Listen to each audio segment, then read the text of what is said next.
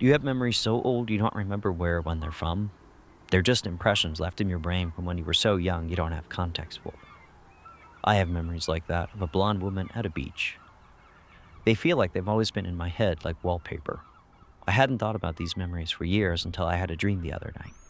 Now I keep seeing her in the beach whenever I close my eyes. The thing is, I don't know who this woman is. She's not a relative as far as I know, and she doesn't look like anyone in any of my family's photo albums. I started wondering if maybe I made her up, or even maybe they were someone else's memories that had gotten stuck in my head somehow. I asked my mom about it, and she got really weird and cagey. I could tell she knew who I was talking about, even though she said she didn't. She kept insisting she didn't know any blonde woman on a beach until I finally wore her down. Then she told me something pretty messed up. She said that one of the spores, some crazy woman, kidnapped me from the park while my dad was pushing my sister on the swings. I was with this woman for 3 weeks before they finally found me. Obviously, it totally freaked me out, and I got kind of pissed at her for letting me get kidnapped. She just kept blaming my dad and insisting that woman didn't do anything bad to me while I was with her, whatever that means. It turns out this lady was in an asylum because her son had died really young and she couldn't handle it.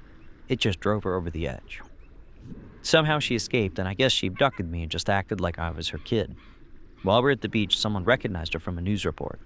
The police told my parents there was no sign of abuse or mistreatment of any kind, and I told them she just took me places and got me ice cream and candy or whatever I wanted.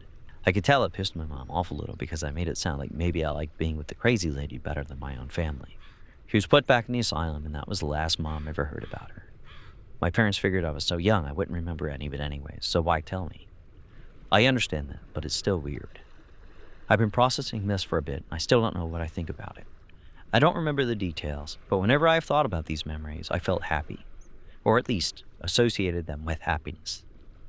It's weird now with this context. There's this twisted and darker undertone to them.